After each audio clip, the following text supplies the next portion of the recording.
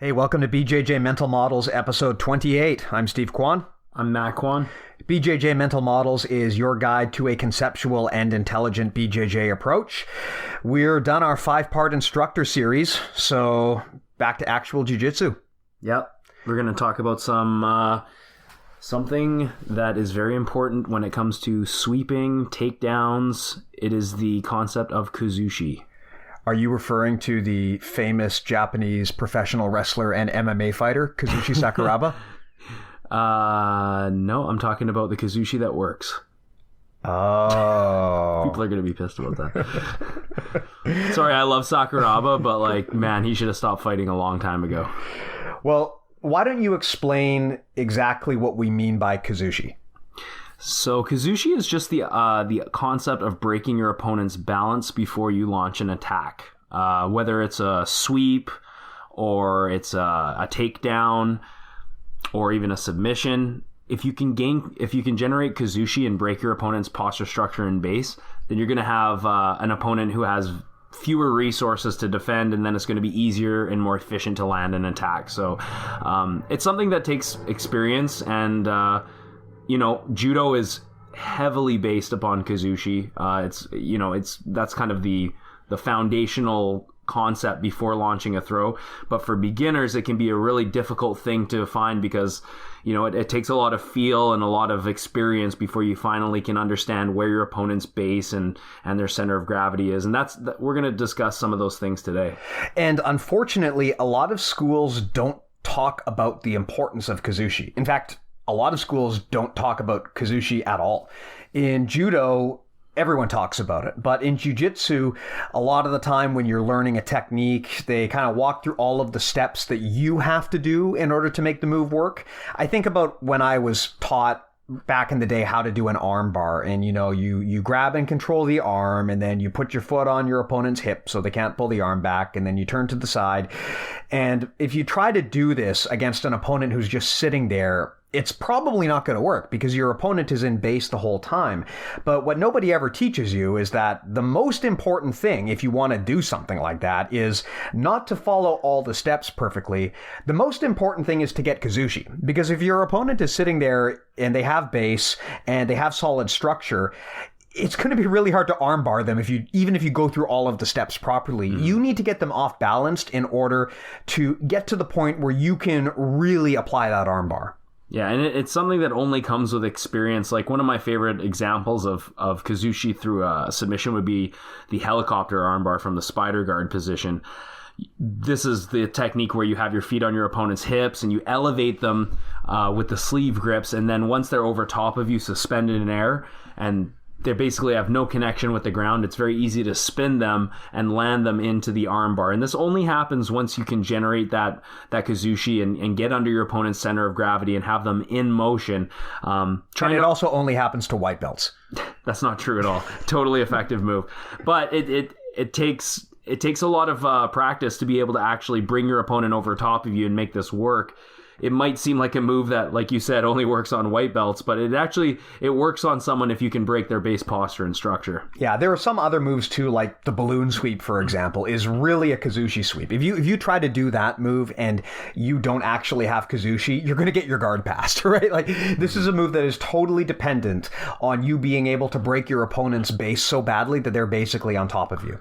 Yeah, so we should talk about momentum first. Yeah, let's talk a little bit about this. You had some sub-concepts for Kuzushi that you wanted to go into. The first one being momentum. So, Matt, what is the importance of momentum when it comes to Kuzushi, and how do you apply it? Well, if my opponent is already in motion in a particular direction, I'm going to want to try and sweep them in the direction that they're already moving in. It's and this isn't always, we're going to talk about action reaction later on, but essentially if my opponent is moving towards me and I try and sweep them in the other direction, it's going to feel like I'm hitting a wall. It's always going to be more effective to land sweeps and takedowns in a situation where my opponent's momentum is already moving in that direction. How you create that movement is the art of Kuzushi, right? momentum is just my opponent's center of gravity moving past their posts of support. So, if you can imagine yourself in spider guard and your opponent's standing over top of you or in front of you, their bases of support are their legs. If I were to move them to one side, if their center of gravity moves far past their pillars of support, their legs, they're going to have to either base with their hands or they're going to get swept. So it's important to understand how to create that momentum. And also, this might take a few attempts. If I'm in a single leg X guard and I try and sweep my opponent, usually on the first time, your opponent's going to compose their base, they're going to posture, and they're going to get ready to start untangling your single leg X guard. So it's important to know, how can you always keep them off balance? Which directions can you take them? And then hopefully you'll send them in a direction where they're not expecting it, or maybe they're correcting their base in that direction, and simultaneously you're able to launch a sweep into that direction. All these things are going to add up to make a more efficient sweep. That's a really good point, and something that I think everyone has made as a mistake before, which is you try something on your opponent and then they are able to adjust and they get their base and they kind of like hunker down. And you still keep trying the move.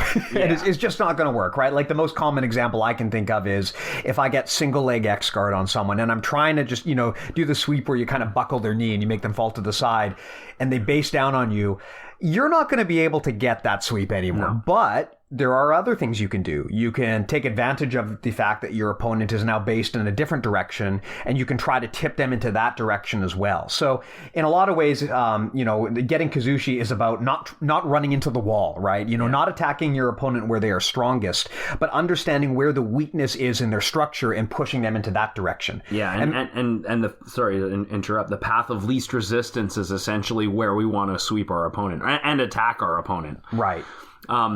Sorry, you were saying? Yeah, no. So, as you were saying, so the objective really is you want to know where someone's pillars of support are, and then you basically want to tip them past that. If you can, you want to utilize the momentum they have, right? If they're already moving in one direction, then it's going to be far easier to exploit them in that direction than trying to take them in the opposite direction. Now, in terms of how you get that momentum, if you've got someone if someone is charging at you, then yeah, you can exploit their momentum. But if someone is at a dead stop, what kind of strategies do you employ to try to generate that momentum that allow you to force them to tip over and go past their pillars of support? It's definitely, it's basically action reaction is the idea of moving in opposite directions to generate movement, and that is going to create opportunities. And again, all these things take experience.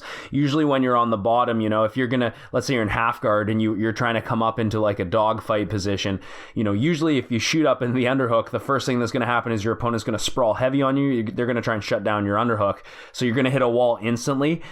It's important to understand, to have two directions where you can go that will open up opportunities for you. So I might try and get up with my underhook, and I might try and pull my opponent on top of me. And these acts of Kuzushi break my opponent's balance and give me opportunities. And a lot of the time now when I'm training, I'll do this just instinctively. I won't even think about getting a sweep. I'll just start immediately coming up and then going the other direction immediately, because I know that my opponent's more than likely, it's predictable that they're going to stuff my first attempt. So if you have that mindset where you can set up several attempts in different directions, you're already going to have your opponent way off balance, and that's going to make all these techniques way easier, because the goal in jiu-jitsu is to perform these tasks with the most efficiency possible. And the best way of doing that is to, create Kuzushi, get an action reaction going. A big advocate for action reaction is Cobrinha, and he's, a legend in jiu-jitsu. Yeah, what you've just described is something that in my head I refer to as technique chaining, which is that against a good guy, a single technique is not going to succeed. You need to be ready to move in a different direction as soon as you encounter resistance. You want to take the path of least resistance. So if you try something on your opponent and they stop you, you don't want to keep trying to drive in that direction. You want to switch course. And against anyone above white belt, you're going to need more than one technique in order to achieve a goal. You're not going to be able to just hit a scissor sweep and then it's done. Mm-hmm. You're going to have to try one move and exploit the openings that creates to then successfully attack another move. At a high level, when you see like a black belt pass someone else, it might not look like it, but a lot of the time they're transitioning between 10 techniques really, really, really quickly. And each one of those creates just a little bit of motion where you can exploit and then get through to get a pass or a sweep or a submission or an escape. Yeah. So in that sense, a lot of Kuzushi is understanding that it's not going to be as simple as just like, I pull you and then I have Kuzushi. A lot of it is exploiting action reaction or the space and momentum that is created by switching between multiple moves. Mm-hmm. And like that, when you're talking about how you try to hit a scissor sweep and it's not just gonna work on the first time. This is usually the result that happens when you learn things and you just learn moves, right? You learn steps to moves and you try and execute those moves and then you wonder why it doesn't work. It's because you're trying to attack someone who has full alignment, or they see the move coming. They react and recompose their alignment, and then it's like trying to sweep a wall, where the real goal is to try and set up multiple sequences, and then hopefully, against a high level opponent, it's going to, take up to 10 different attempts before you can finally sweep someone, because there's going to be so much countering and reacting going on. If you push into your opponent, almost the immediate reaction the opponent's going to give is to resist. This is common throughout all grappling. So the important thing as the practitioner is to understand how to turn that reaction into how to make it power for yourself, how to anticipate your opponent's reaction and then quickly change direction so that reaction becomes the direction that you're trying to achieve, if that makes sense. So yeah, it's basically the whole idea behind judo is using your opponent's force against them, and that's essentially what we're describing here. And you don't even need to actually physically push or pull your opponent. You can force a movement out of them by faking them out and force it. Like, for example, if you fake a level change, they might drop for a sprawl even if you never actually touch them. Exactly. So that's another thing. in judo, you're going to see Kuzushi usually expressed in form of what we call uchikomi, where you're practicing your entries for your throws, basically, and all of those throws usually involve a Kuzushi, where you're off putting your opponent's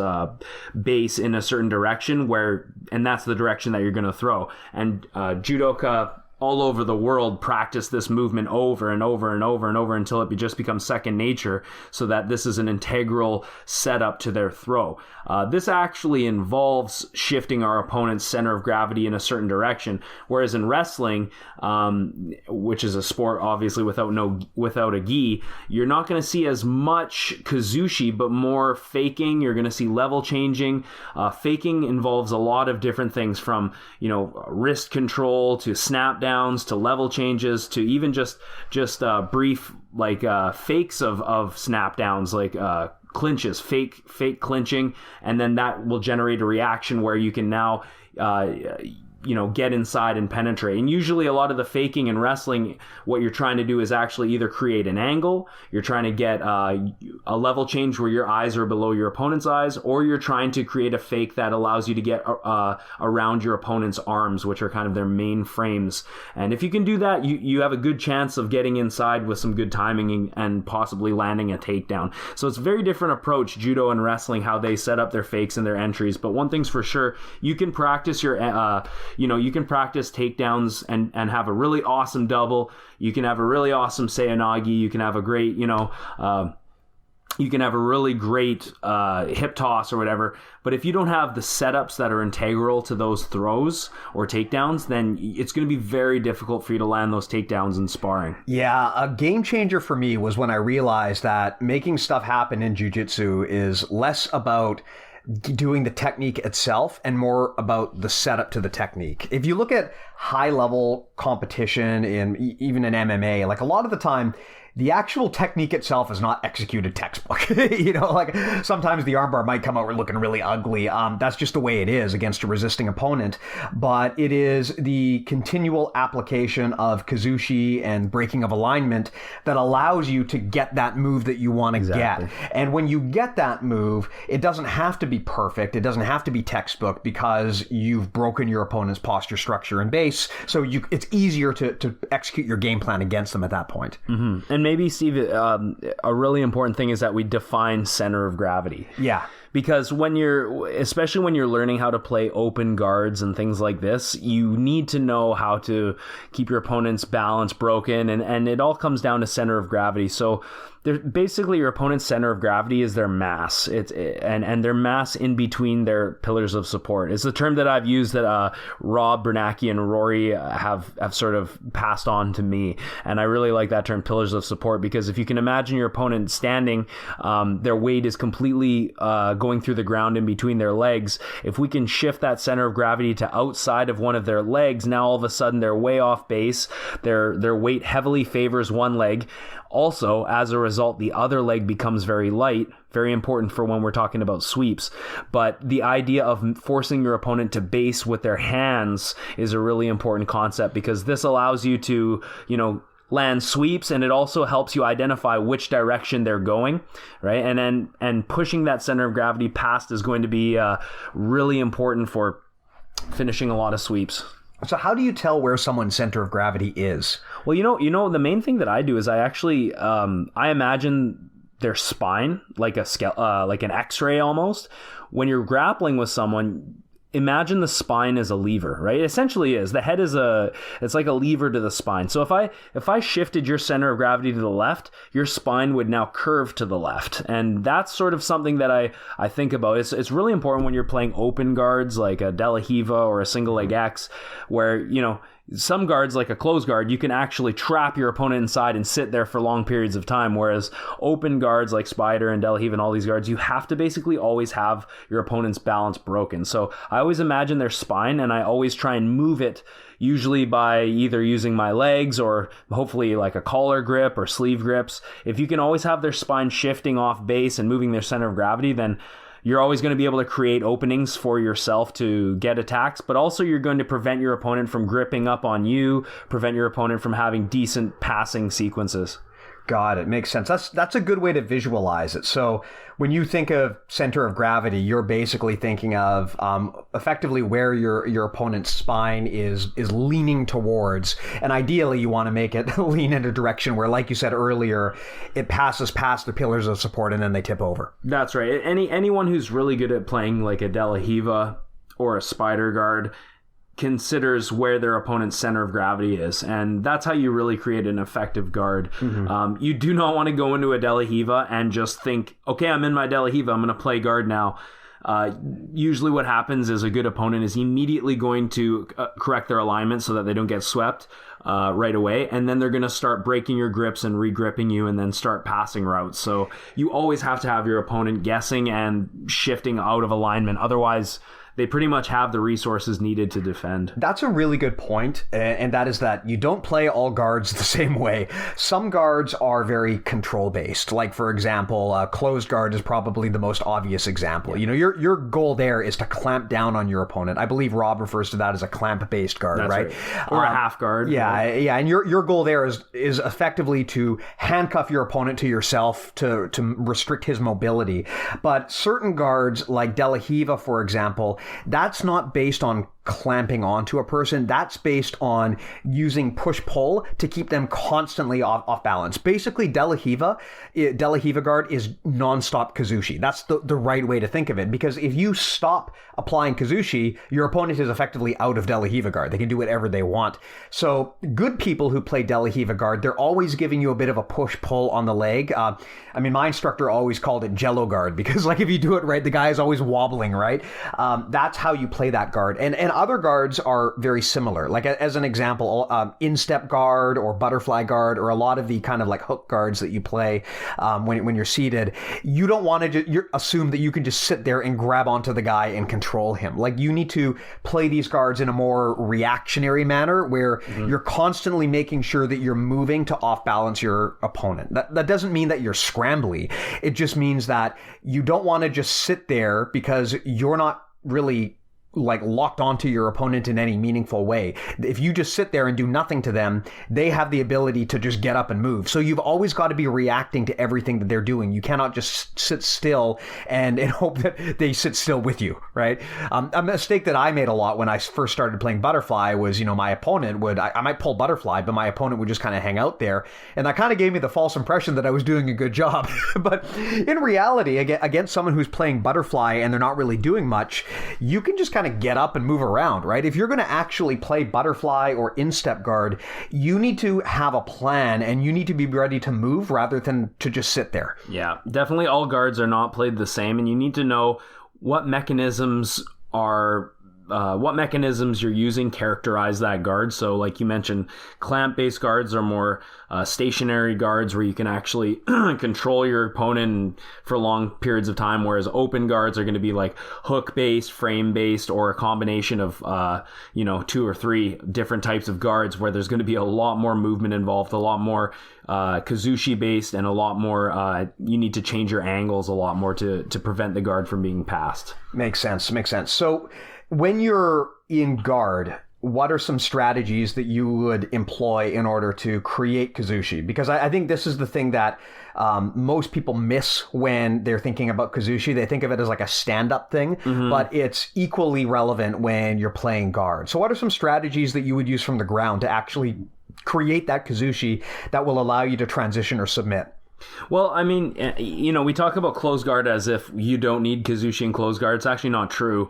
You can use your legs a lot, specifically your knees, or pulling your knees to your chest from the close guard to make your opponent break their posture again. One of the things your opponent wants to do before they escape your close guard is essentially get their back straight and create space between your head and his.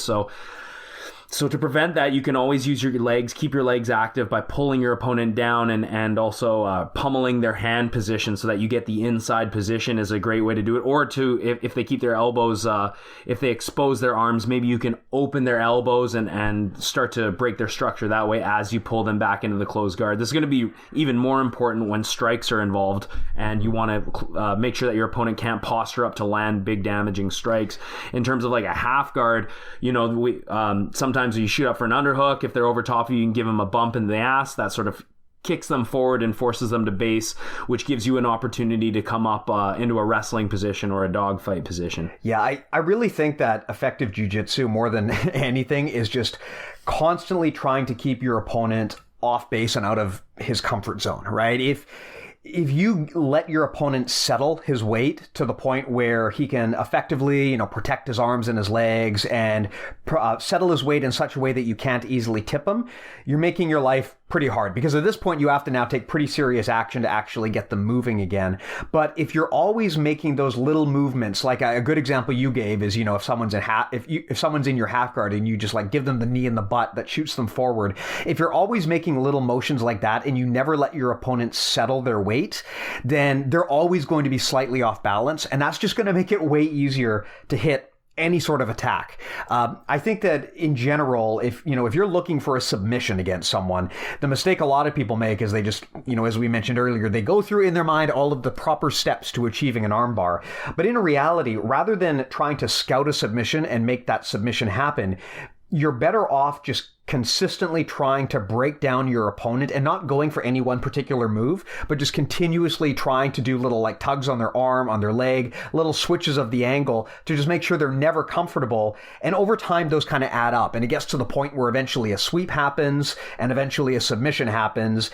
And you might not really get to choose what sweep or submission happen, but the important thing is that you're not targeting one move. You're not like calling your shot. You're just continuously trying to make little attacks on their posture, structure, and base until they cannot defend any further.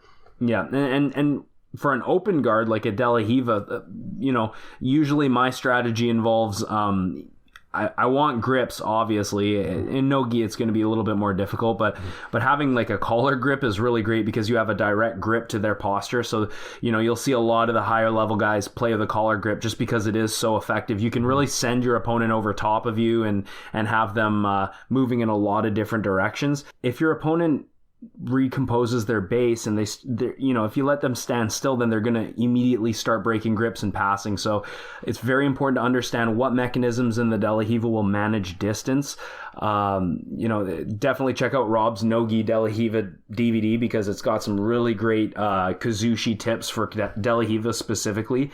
And also changing angles. So, for instance, if I'm sitting in front of my opponent in De La Riva, I like to be able to have angles where I like to scoot around the back for baby bolos and baron bolos and things like that. I'm not saying everyone needs to have this as part of their game, but understanding how to change angles and switch directions quickly from the guard will make a very diverse De La Riva guard, and it'll make it very effective. So, managing range, gripping, and changing angles are really important for open guards. Yeah, I think that if there's a lesson here, it's that you need to play guard, or really any position in jiu-jitsu, very dynamically. You're not necessarily trying to just execute one single technique, but it's just a constant game of you maneuvering yourself and slightly making slight attacks at your opponent's base so that they can just never quite settle into a comfort zone. Yeah, and that takes years. It doesn't happen overnight, but it's important. Like, if you can instill the concept of Kuzushi into the newer students, then they're from day one, they're gonna be thinking about breaking base posture and structure rather than going for moves. And this is kind of the mantra of the whole alignment concept and what we try and talk about in BJJ mental models. Got it. So, I mean, I guess the question here, we've talked kind of about what, how you sort of continuously apply Kuzushi and how you use this as a setup for the techniques you want to execute. But I think everyone's been there where, someone is just like, they're just hunkered down like a turtle. They've like, especially a big strong guy where maybe they're in your guard and they just grab on and they've got that really good grip onto your hip and you just can't move. Like, you just can't pull them, you can't move them. When your opponent is in that position and they're basically at a dead stop, especially against someone who's really strong or has a tight grip, what do you suggest you do to kind of get the ball rolling so that you can eventually start to loosen them up? Oh, God. Rob calls this taking your ball and going home. It's frustrating. We've all rolled with people who do this. And the unfortunate thing is that this is actually quite effective if someone just wants to hunker down and be annoying. It also depends on the context too. If it is a points match and they're ahead on points, it's going to be even more frustrating for you being in the guard. So sometimes creating movement and opening your guard is necessary.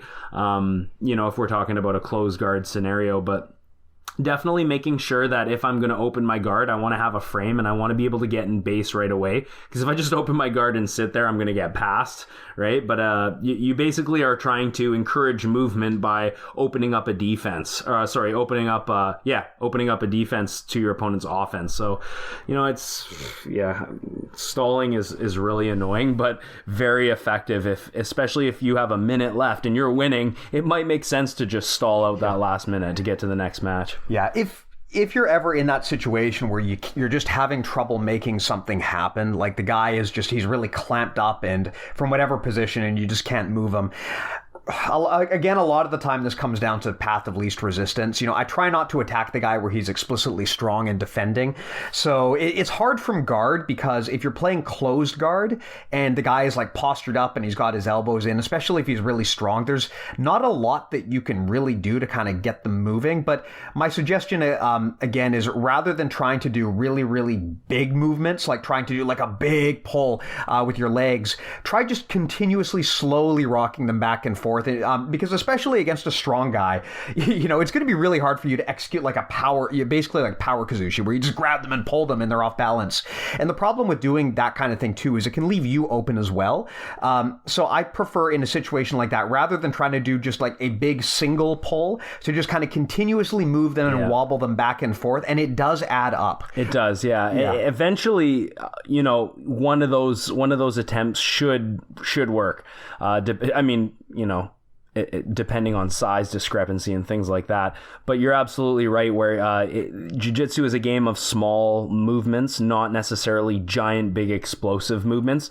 Not to say that you shouldn't make giant, big, explosive movements sometimes, but understanding how to get your partner moving through a series of small microtransitions, that's what's going to open up your partner and really make the sweeps happen. So sometimes, like, if I'm in the guard and I have that collar grip for the time being, I'll immediately start pulling that collar around, as well as using my legs to shift my opponent's center of gravity. And then once you do shift their center of gravity, it's like all of a sudden you feel a giant you feel like their weight is lifted and you can finally move them again. And that's kind of when you know that it's time to either go for a technique or to prepare for your opponent's next predictable reaction so you can go the other direction. Exactly. You know, for me, a good example of where I've applied this is I've started using single leg X a lot. And, you know, some guys are just very reactive to that. And you go for single leg X. And especially in the gi, they'll like grab your lapel and they'll hunker down on top of you and they'll try and crush you.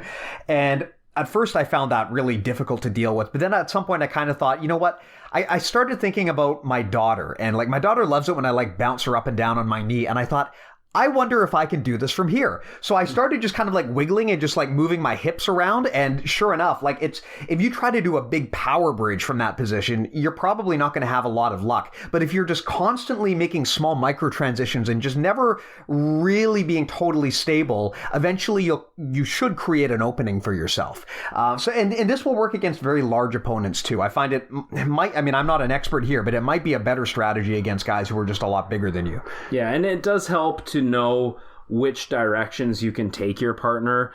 For example, if I, first of all, let's say I'm going to do like a single leg and then I'm going to finish by running the pipe. Well, first I have to create a Kuzushi or a setup that allows me to get to my single leg.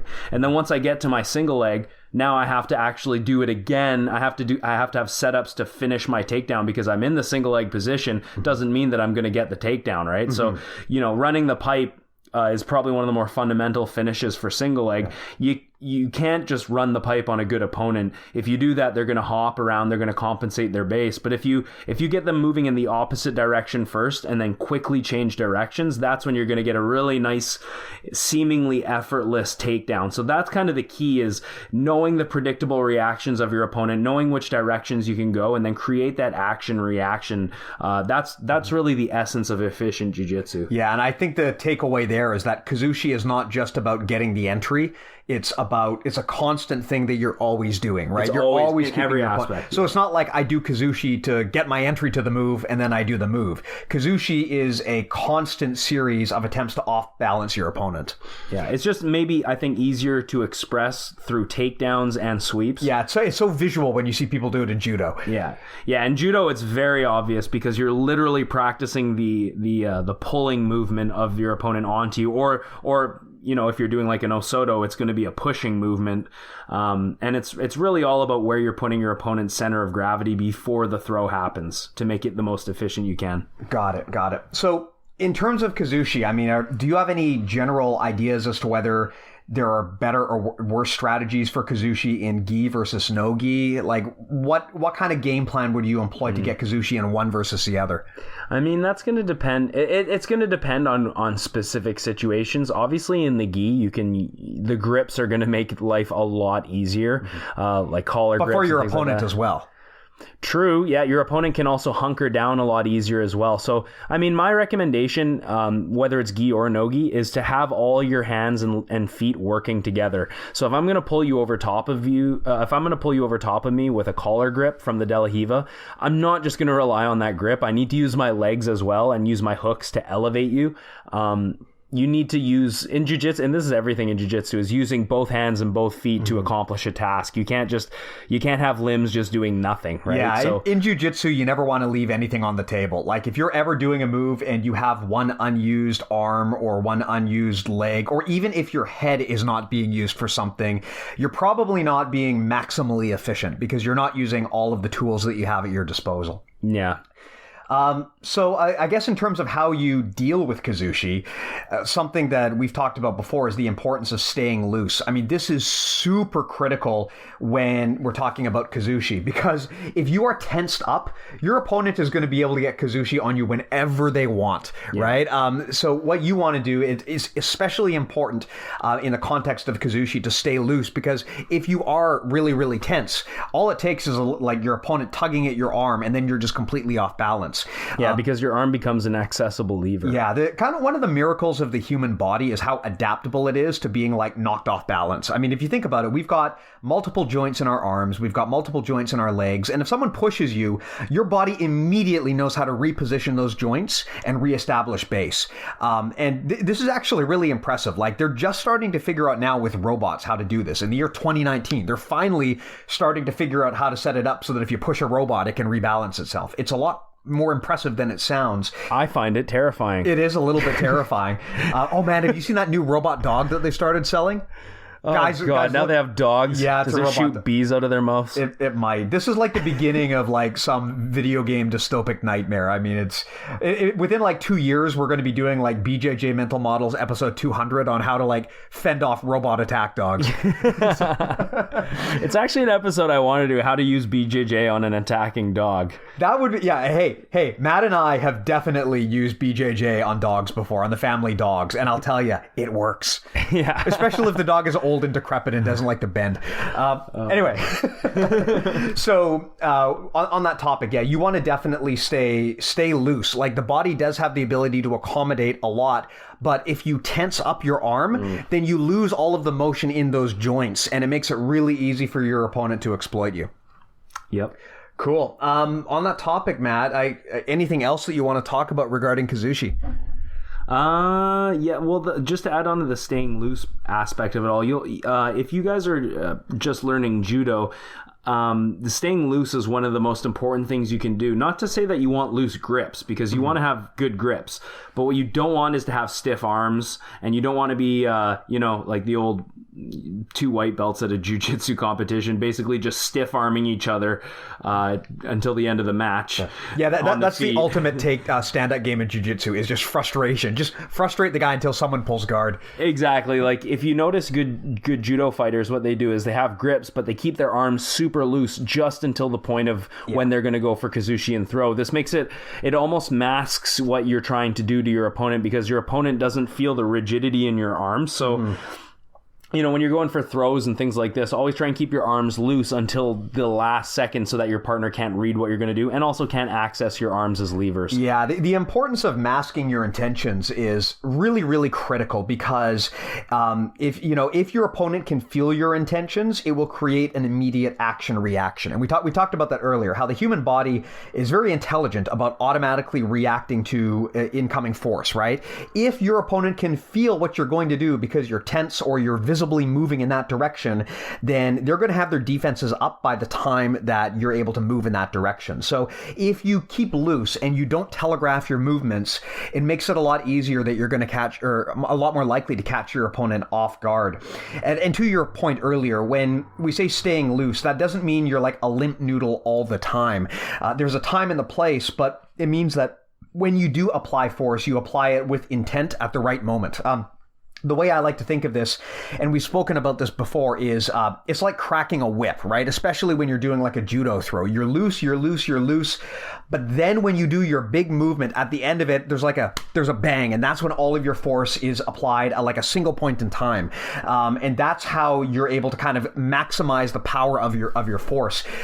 So you're not always loose. It's just when you do decide to apply force, you do it quickly and with intent. Yeah, and when you might be wondering, okay, well, how do I apply this Kuzushi idea to my De La Riva game? How do I apply it to this position or whatever? I would take the frame of mind where I'm going to first try and first, can I identify my opponent's center of gravity? Okay, I can do that. Now I'm going to think, what grips do I need? What grips and mechanisms can I use to manage the distance and off balance my opponent? I'm going to try and identify the directions that I can off balance my opponent. So usually there's going to be 3 or maybe even more directions that you can actually move your opponent around. And then I'm going to try and discover what my opponent's predictable reactions are. So once I put all those things together, I should have an idea of how to first of all prevent my guard from being passed, the grips that I need to off balance my opponent, which directions I can off balance them, and also what are my opponent's reactions? What are they going to do to stuff me? And once I realize what their defenses are going to be, I should be able to continuously have them off balance so that eventually one of these directions is going to open up and I can actually complete a technique. Yeah. And never especially as you get competing and training with higher level people, never expect the first 2 or 3 attempts to work. That's why Steve was saying just create a back and forth micro transitional situation where you're just getting your opponent off balance until you can finally feel that you're going one direction without resistance. You're never going to get a good opponent off balance with 1 or 2 attempts. You always have to always have to be ready to go multiple times until that you feel that balance get broken, and then go. Yeah, and to your point about keeping someone always off balance, something that it occurs to me we should bring up, you're not just using your arms to like pull or push someone, or even just your legs. You want to engage your whole body. A mistake that a lot of people make is like when they try to like arm drag someone, they just use their arms. Yeah. You want to actually use your whole body. And for example, with Kuzushi, a lot of the time you're moving it's not just a matter of pulling someone, it's a matter of you moving your entire body so that the placement of your body is now inconvenient for your partner, right? Like with a good arm drag, you're not just pulling the person's arm, you're also stepping in and taking up that space so that now they're at a very awkward angle compared to where they were. Yeah, like if you're practicing, say, like a Haraigoshi or a Seonagi, if you just pull with your arms, it's gonna feel, first of all, your partner is gonna feel extremely heavy, but also you're going to it's not gonna have very much effect. Usually, a lot of this what you want to do when you're using Kuzushi is where your feet are planted is really important, and how you're turning with your hips is really important, because that's where all your power comes from. And pretty much any physical exertion is your base and your hips. So using your whole body and everything from your feet connecting to the ground, your posture, all the way up to your grips, that's what's going to dictate a strong Kuzushi, not just your arms. Like, I think that arm drag analogy is a really important concept, because when I do an arm drag on someone, I actually want my hips to turn, and I want to turn into them. I don't want to just literally do like a lawnmower start and pull their arm across. It's not much is going to happen. It's got to be like it has to be all the way rooted from your feet. Yeah, arm drag and leg drag are actually kind of unfortunate names, because it's not so much about dragging the arm or dragging the leg. It's about moving your entire body to the point where that arm, or that basically you're taking your opponent out of the dominant angle, right? You're switching them around so that that little tug is part of it, but then you put your body into the space where your opponent can no longer face you directly. That's right. Anyway, on the topic of Kuzushi, Matt, I have a question for you. Is it the case that the most powerful way to achieve Kuzushi is via the dick post? Actually, I think yes. And for those of you who don't know what the dick post is, you can check it out on YouTube.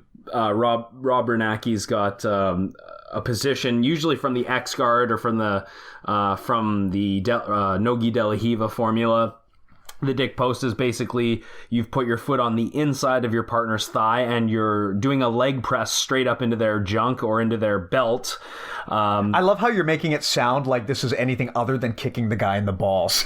Basically, you are kicking him in the balls. And the reason that this is such a strong Kuzushi is because you have essentially a leg press movement that is happening right up into the sky. And the leg press movement is a very strong...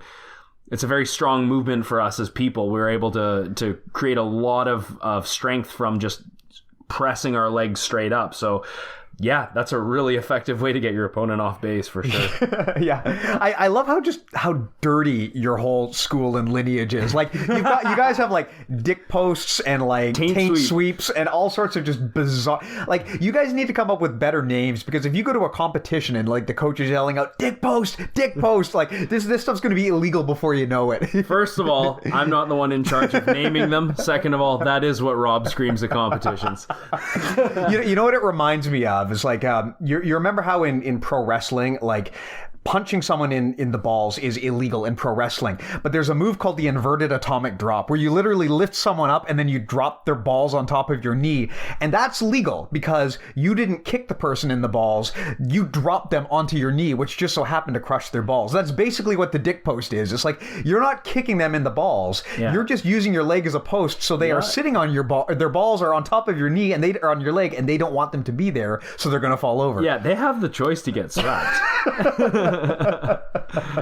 It's like the gas pedal. It's like it's not exactly the gas pedal because you're not kicking, but you're giving them that option. You can get swept anytime you want. Yeah, it's like, do you want children, or do you want to give up these 2 points? Yeah, exactly. It's like you're going to have to choose between having children or not getting swept, and which is worth more to you, really. Like that's really what the dick post is all about. Exactly.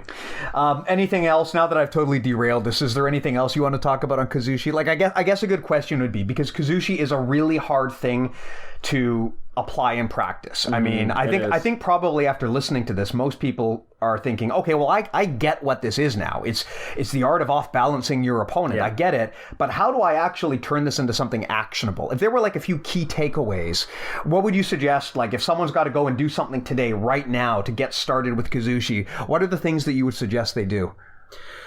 Well, I mean, you know what I would first do, honestly, is I would type it into YouTube. I would say, I want to see Kuzushi in a judo setting. And you're going to see a guy do a bunch of uchikomi on his uke. And you're going to see, okay, like now his partner is getting brought up on his tippy toes. This makes sense now because now when he's leaning forward, he's susceptible to getting thrown.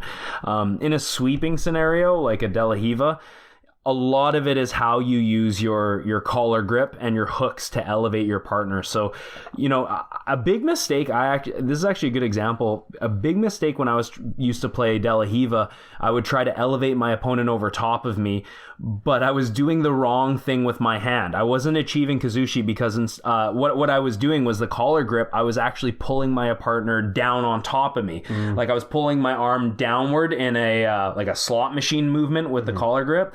And what this actually did was help my opponent base out more. Yeah. The way that I describe it to my students when they're using the collar grip from the De La Riva is, imagine you're casting a fishing line. Like you want to like flick your wrist up into the air, up and over your head. And this creates that big elevation movement, of course, as well as your hooks, right? So understand, you know, the little nuances between the movements. If I'm trying to elevate you over top of me, it makes a big difference how I turn my wrist, how I flick my wrist, which direction I pull you. Usually I want to pull you up and over top of me, not down and towards me.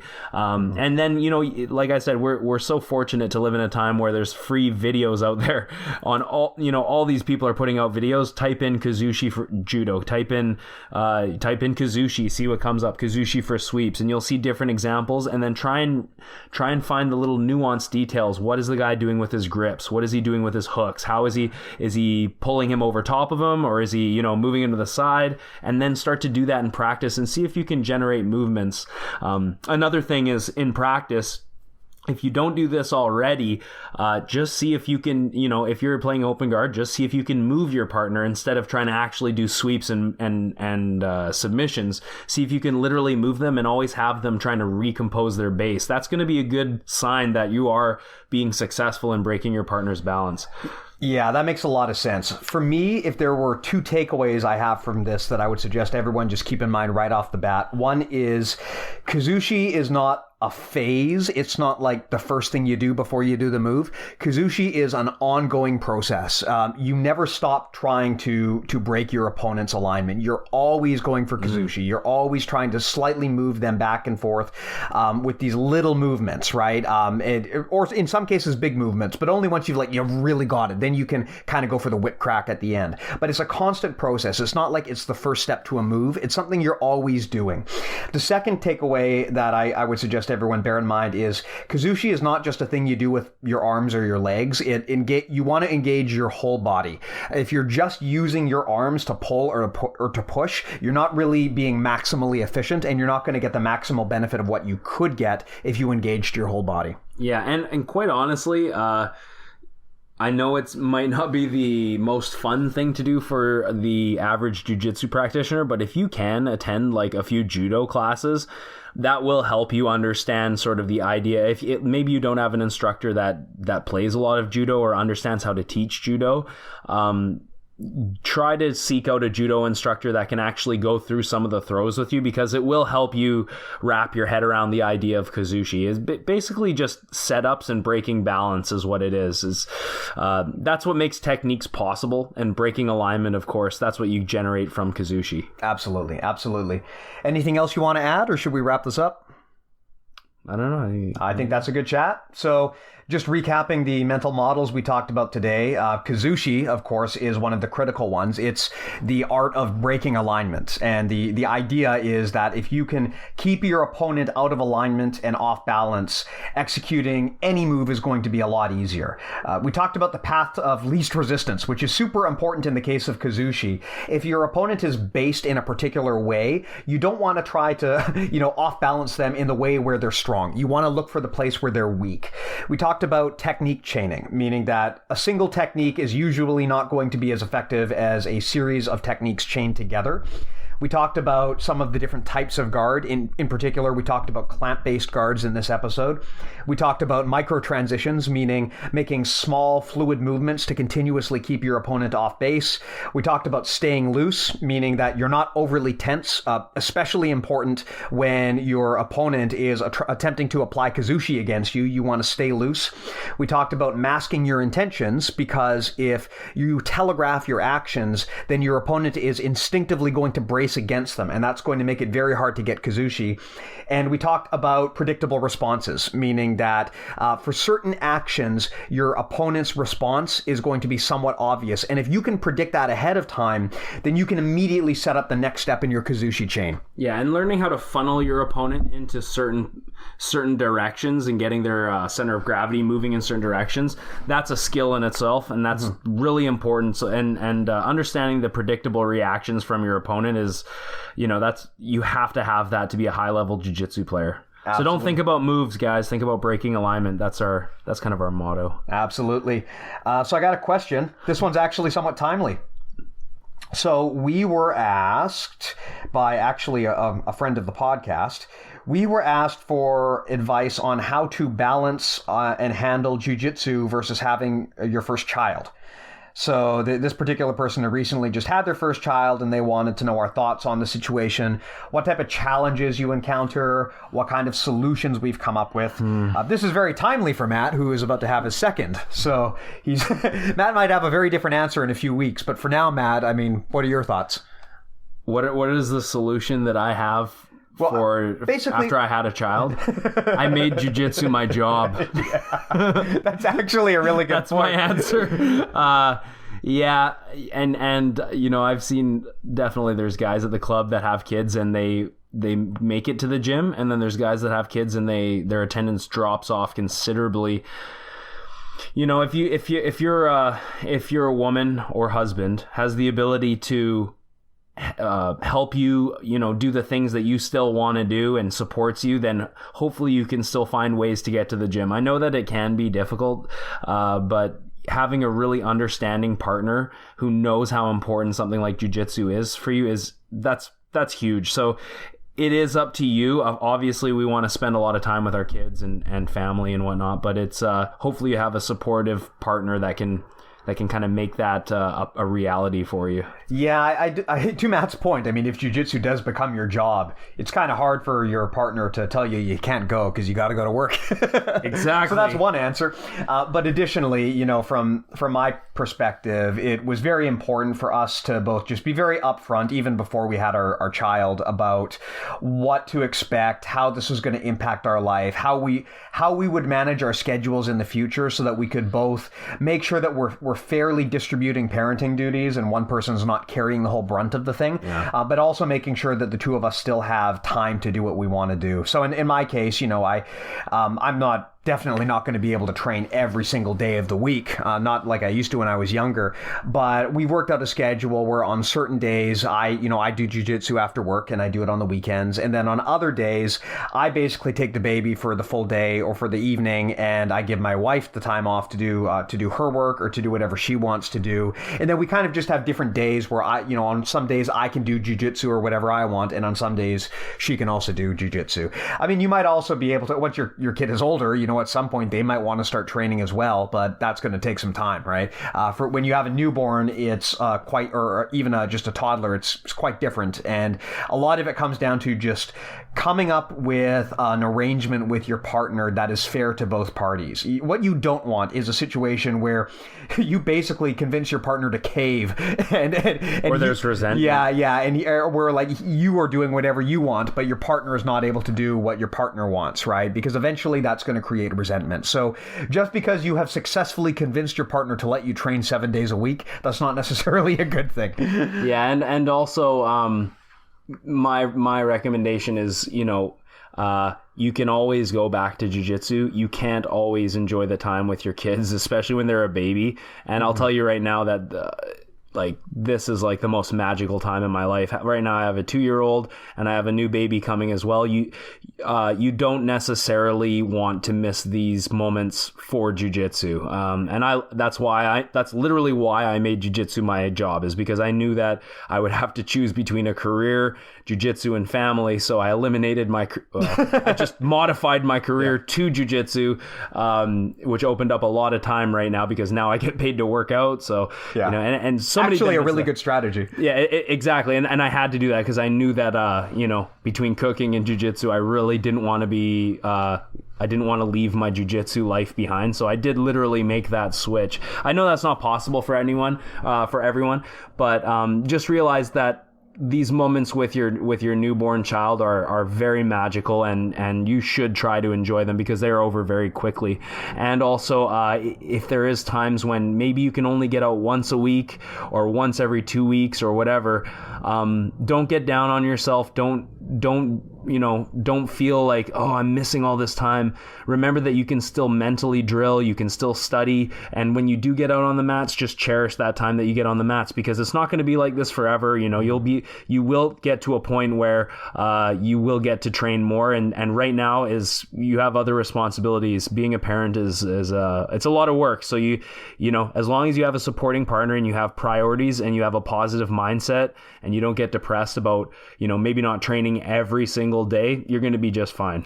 Yeah. Consistency, like you said, Matt, is the most important thing. Even if you can only train once every week, at least you're training and at least you're staying consistent and you haven't just dropped off completely. And to your point, there are other things that you can do to keep sharp. You can watch tutorials, you can read jiu-jitsu books, you can mentally drill, things that we've talked about in the past. As long as jiu-jitsu has some mind space in your brain and it is kind of a permanent resident there, you'll find your way back onto the mat as long as that's what you want to do. And it is totally okay to acknowledge that jiu-jitsu is not the number one priority in your life. I mean, I know we all love jiu-jitsu, but it's totally fine if something happens and you have to spend some time off the mats or you have to cut your training time. No one should judge you for that. We've all been there. It happens to everybody. And it is okay if you have other things in your life going on other than pajama wrestling. Yeah, exactly. And, athletes go through injuries, things come up where you miss time on the mats. Doesn't mean you can't improve. Mentally drill, study, watch jiu-jitsu and imagine what you would do in those moments. And you're still going to find that you're making improvements even though you're not on the mats. And then when you do get to the mats, enjoy it and don't take it for granted. Yeah. And I mean, by the time that your kid is, 2, you can probably do some light sweeps on your baby. Oh, yeah. Yeah, I'm always butterfly sweeping my baby all the time. Oh, I'll give you a little tip. Because you are going to need to eventually brush your toddler's teeth. The rear triangle where you isolate one head and arm is a really good strategy for that. Matt, this all sounds good and it makes sense, but I really want to know, how would John Danaher describe this particular technique?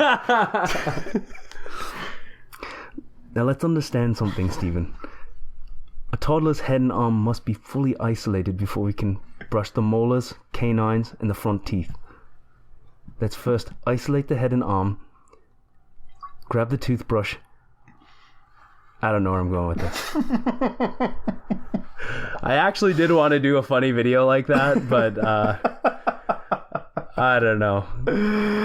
But I'm serious actually about the body triangle with the toddler, because you are going to find that controlling kids brushing their teeth is very difficult. So if you can eliminate an arm with the body triangle, it actually is extremely effective. Yeah, the body triangle, I don't really use it so much in sparring because you kind of have to have longer legs or be against a smaller opponent to use it in sparring. But let me tell you, against a baby, deadly technique, works every time. The body triangle is it's just like baby lockdown. They can't get out of it. Exactly. I was actually shown a technique from like this baby book about how to brush your kids' teeth, and basically you put them in between your legs, feet facing away, and then you use your legs to cover their arms.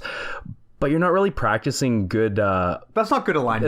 It's not. You're not breaking their alignment or isolating levers. That's only working because you're doing it on a 2-year-old. Like that would never work in real sparring, right? But a body triangle, now there's a real technique. It probably wouldn't work on a newborn either. Now that I think about it, because their heads are so floppy. But but definitely a 2-year-old where they have like rigidity in their spine and they actually resist. Body triangle is not only is it effective way to brush the teeth, but you're going to definitely get your reps in as well. So yeah. Just remember that rib crush submissions are illegal. Yeah. But no, in all seriousness, the formative years for a kid are, at that age, and you don't want to miss that. If you aren't around because you're doing hobbies and stuff when your kid is that young, it kind of sets the tone, I think, for and I'm not a psychologist or I'm not an expert, but it feels to me like if you're not around for those early years because you're off doing pajama wrestling, it kind of sets the tone for the kind of relationship that you're going to have. And during those formative years, you want to be there with your kid. No one's going to judge you if you reduce your training or even stop your training schedule so that you can spend time with your family, especially with a new baby. Yeah, like when you had your kid, you missed a lot of training. Oh yeah, I took a year and a half off. But then you came back more rejuvenated and hungry to train and to learn more than ever that I've seen you. Yeah, I took a year and a half off, and I came back and I was way more motivated. It was like having kind of like a clean slate. Like it's easy to have beginner's mind when you've been gone for a year and a half because everything is kind of fresh again, right? So it gives you the opportunity to challenge things that maybe you were doing before and not really thinking about. And after putting a lot of space between yourself and your practice, you come back and you realize, well, maybe actually I wasn't doing things the right way, or there are some other things that I should change about my game. And it gives you a really fresh perspective too. So taking time off is not always a bad thing. Plus you could heal up old injuries. Like there's tons of positives to take away. If it is, we, like you said, we all love jiu-jitsu, and if I go like 2 days without training, I start going nuts. But there is positives to take away from missing time on the mats, and you can always come back. So don't ever feel like, oh, everyone at the gym's getting better than me and I'm just getting left behind here. The magic of having a child is it's one of the greatest joys in life. It's way better than jiu-jitsu. Definitely enjoy those years and then get back on the mats whenever you can. Absolutely. Well, I think that was a really great chat for a lot of reasons, Matt. Hope everyone enjoyed it. As always, any feedback, questions, comments, you guys know how to reach us. We look forward to your questions. They really help us build up the quality of these episodes. So please don't be shy with that feedback. Reach out to us on Facebook, Twitter, email, however, and we'll talk to you next time. This is John Danaher saying goodbye.